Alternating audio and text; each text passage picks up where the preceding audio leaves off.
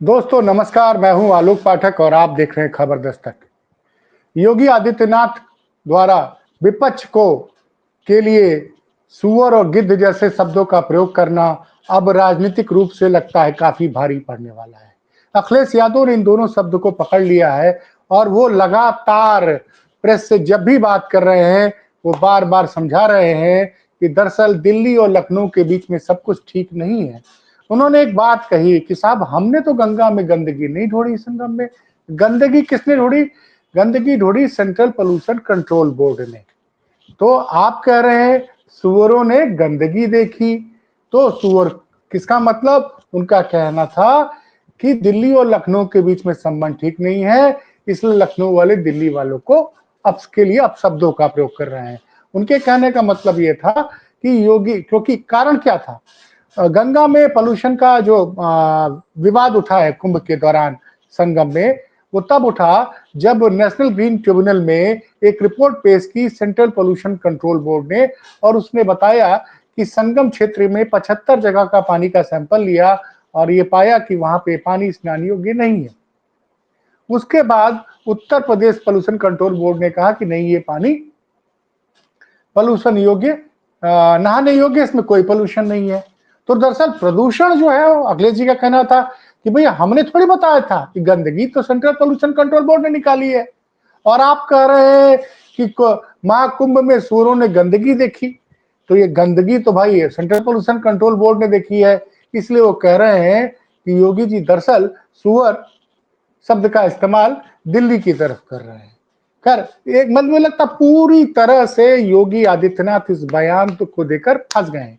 अच्छा, गिद्धों को लेकर जो अखिलेश यादव ने बोला है कि भैया जो अपने स्वजनों की को खोज रहा है, कुंभ में दुर्घटना हुई, दुर्घटना होने के बाद लोग अपने परिजनों को खोज रहे हैं, तो जो अपने परिजनों को खोज रहे हैं आप उनको अगर गिद्ध कह रहे हैं, तो उन्होंने बात को घुमा दिया। दरअसल योगी आदित्यनाथ ये कहना चाह रहे थे कि जिस योगी में कि महाकुंभ में जिसने जो चाहा उसको वो मिला, गिद्धों को लाश मिली और सूअरों को गंदगी। इस बात पे एक बड़े नेता ने मुझसे कहा कि ठीक है साहब, गिद्धों को जो है वो लाश मिली महाकुंभ में, लेकिन ये तो बताए योगी सरकार, ये तो बताए कि किसकी असफलता की वजह से भगदड़ में लाश बिछ गई। बात तो सही कही नेताजी ने कि किसकी असफलता की वजह से, भगदड़ की वजह से वहां लाशें बिछ गई। भगदड़, भाई भीड़ को संभालना किसका काम था? योगी आदित्यनाथ की सरकार का काम था। अब इस पे चुप है। दूसरा, उस नेताजी ने एक बात और कही कि ठीक है सुअर गंदगी ढूंढ रहे हैं, तलाश रहे हैं, लेकिन किसने मां गंगा को, संगम नदी पे जल को गंदा किया? और इन सब चीजों को लेके देखिए अभी क्या है ना, लगातार अब 2 दिन पहले योगी जी ने विधान सभा में बोला, कल विधान परिषद में बोला, परसों रात को अखिलेश जी ने ट्वीट किया, और उसके बाद मीडिया वालों से जो कहा है जरा सुनिए। 5-6 मिनट की बातचीत है, जरा सुनिए कि क्या क्या बोले अखिलेश जी। मैंने सब कुछ एक साथ इसलिए वीडियो आपके सामने प्रस्तुत कर रहा हूं ताकि ये समझिए कि एक समझदार नेता, मतलब कैसे अखिलेश यादव ने योगी आदित्यनाथ को ही फंसा दिया। जिस बयान को बोलकर वो विपक्ष पे आक्रमण करना चाह रहे थे, वो बयान अब योगी आदित्यनाथ के लिए गले की फांस बन गया है। सुनिए। गोरखपुर वाले और हम लोग जानना चाहते हैं कि ये गिद्ध के लिए क्या बनवा लिया है गोरखपुर में आपने? वहीं रहेंगे। गिद्ध का प्रजनन सेंटर बनाया है और गिद्ध की बात कहकर के ये साबित कर दिया है। और आखिरकार गिद्ध को कहकर के किसको अपमानित कर रहे थे? क्या उनके परिवार के लोगों को, जो अपने परिवार के सदस्यों को ढूंढ रहे थे? एक बेटी अपनी माँ को ढूंढ रही थी, भाई को ढूंढ रहा था, लोग आकर के अपने घर वालों को ढूंढ रहे थे जो अभी तक नहीं मिले हैं। क्या ढूंढने वालों को सरकार गिद्ध बोल रही थी? और सबसे बड़ा सवाल है, ये जो सुअर का नाम ले रहे हैं, ये हम लोगों ने किसी ने नहीं कहा कि पानी खराब है गंगा का। सेंट्रल पॉल्यूशन बोर्ड ने कहा है कि ये गंगा का पानी खराब है। गंगा का पानी नहाने लायक भी नहीं है। आचमन तो भूल जाइए। तो सोचिए सरकार किसको सुअर कह रही थी। मुझे तो लगता है ये दिल्ली और लखनऊ के झगड़े में एक दूसरे को गाली दे रहे हैं। अगर उत्तर प्रदेश के बोर्ड कह रहा है, उत्तर प्रदेश का पॉलिसी बोर्ड कह रहा है कि पानी साफ है और दिल्ली का पॉलिसी बोर्ड कह रहा है कि पानी खराब है, तो इसका मतलब है लखनऊ वाले दिल्ली वालों को सुअर कह रहे थे। ये जिम्मेदारी किसकी है? ये जिम्मेदारी दोनों सरकारों की थी। ये डबल इंजन नहीं, डबल ब्लंडर वाली सरकार है। इंजन टकरा देखिए, अखिलेश यादव कह रहे हैं डबल ब्लंडर की सरकार है और जनता भी इंतजार कर रही है कि इस बार इसके बाद जब चुनाव होगा सूखे पत्ते की तरह भारतीय जनता पार्टी का सफाया हो जाएगा। देखिए, अखिलेश यादव कह रहे हैं कि 2027 के चुनाव में भारतीय जनता पार्टी का सफाया हो जाएगा। चलो आपने भगवा कपड़े पहनने से ही कोई योगी हो जाता है क्या? और हमारे भारत के लोग और खासकर गाँव के लोग रामायण को जानते हैं, देखते हैं रामायण को। वो ये भी जानते हैं कि सीता माँ का अपहरण जब हुआ था तो रावण भी साधु के भेष में आया था। ये जन जन जानता है, पूरा प्रदेश देश जानता है। जितने लोग सनातनी लोग हैं वो जानते हैं, हिंदू समाज के लोग जानते हैं। अरे यार, जो हम ऐसे चलाते हैं, हम ऐसे जब चिल्लाओ नहीं आ रही है। रावण को सीता माँ का भैया ध्यान से सुनने दो यार, तो रावण साधु के भेष में आया था।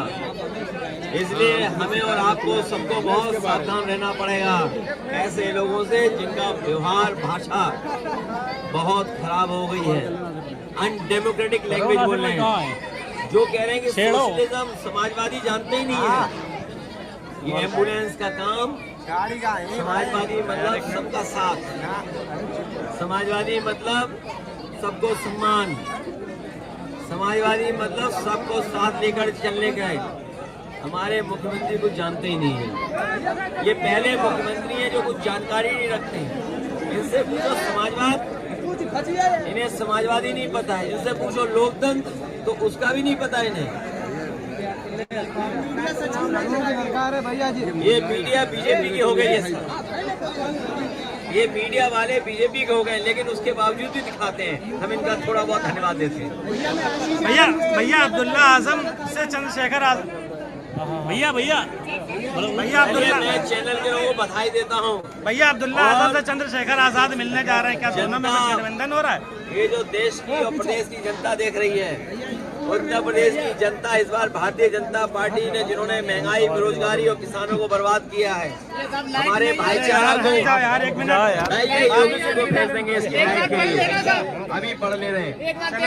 ये जो बिजली का इतना ये अभी ने मुझे दिया है बहुत सारे कागज।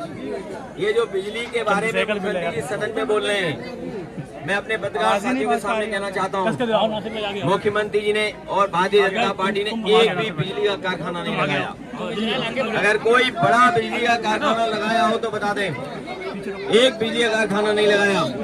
और जिन तारों से बिजली घर घर पहुंचती है, जिन ट्रांसमिशन लाइनों से, जिन सब स्टेशनों से, ये सब सबस्टेशन और ट्रांसमिशन लाइन समाजवादियों ने बिछाई थी। इन्होंने हर चीज को खराब कर दिया।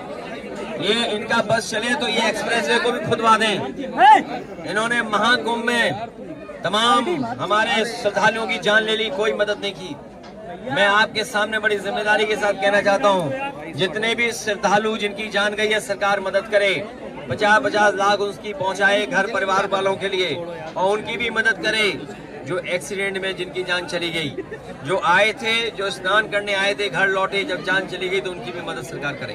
भैया अब्दुल्ला आजम और मैं चाहता हूँ कुंभ का समय बढ़ाया जाए। भैया अब्दुल्ला, जिससे हमारे बहुत सारे पत्रकार साथी भी स्नान नहीं कर पाए हैं, बहुत सारे गरीब जनता, बुजुर्ग स्नान नहीं कर पाए, इसलिए और समय बढ़ाना चाहिए जिससे पूरे के पूरे लोग स्नान कर लें। भैया अब्दुल्ला, भैया एक सवाल, भैया अब्दुल्ला आजम जेल से रिहा हो गए हैं, उनसे चंद्रशेखर आजाद मिलने जा रहे हैं, क्या दोनों में कोई गठबंधन बन रहा है? देखिए, ये कोई सवाल नहीं है। इस बार उत्तर प्रदेश की जनता भारतीय जनता पार्टी को हमेशा के लिए सरकार से हटा देगी। भैया क्या आजम फैमिली सफल से हट सकती है क्या चुनाव में?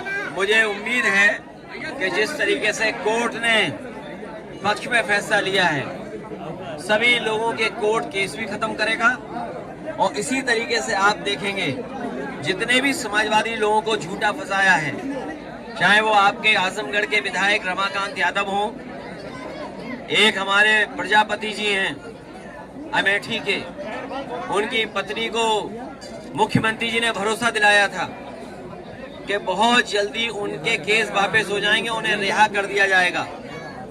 मुख्यमंत्री जी ने खुद बुला करके जो हमारी सरकार में मंत्री थे जिन्हें जेल भेज दिया गया, उनकी पत्नी को खुद आश्वासन दिया है मुख्यमंत्री ने कि बहुत जल्दी जेल से छुड़वा देंगे। इसी तरह इरफान सोलंकी जो जेल में, ये सुना आपने। देखिए, कल एक और महत्वपूर्ण घटना हुई थी। अब्दुल्ला आजम जो आजम खान के बेटे थे, 17 महीनों से जेल में बंद थे, जिन पर 40 से ज्यादा मुकदमे थे, उनको सारे मुकदमों में जमानत मिल गई, सारे केसेस में। तो कल उनकी रिहाई हुई।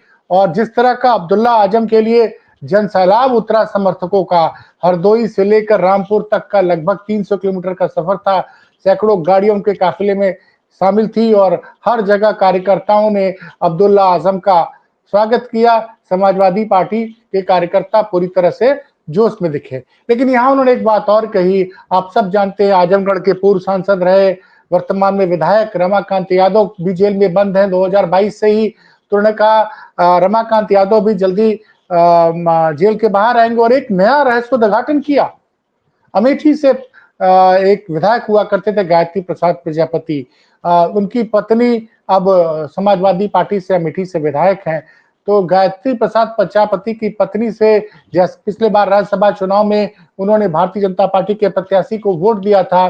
तो गायत्री प्रसाद प्रजापति की पत्नी ने अखिलेश यादव से कहा था कि योगी आदित्यनाथ ने मुझसे खुद वादा किया था कि गायत्री प्रसाद प्रजापति को जेल से बाहर आ जाएंगे, सरकार उनके खिलाफ सारे मुकदमे वापस लेगी।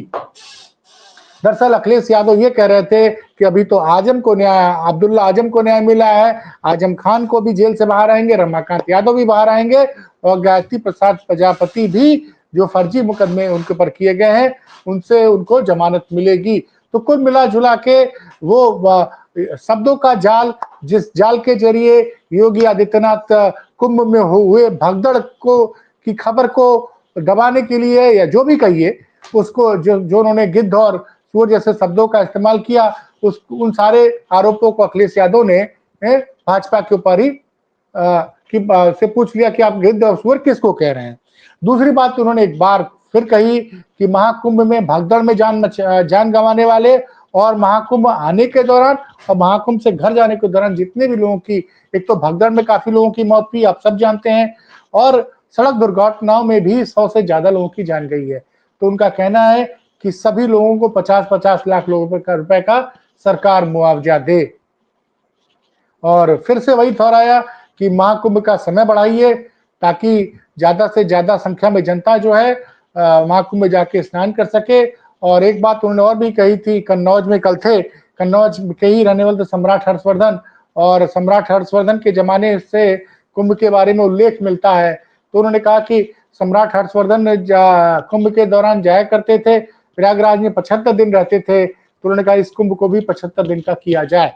खैर देखते हैं अखिलेश यादव की इन बातों पे योगी सरकार क्या रिएक्शन देती है। लेकिन फिलहाल सूअर और गिद्ध कहना योगी आदित्यनाथ को राजनीतिक रूप से काफी भारी पड़ता दिखाई दे रहा है। देखते रहिए खबर दस्तक, और अंत में आप सभी को महाशिवरात्रि की हार्दिक शुभकामनाएं। हर हर महादेव।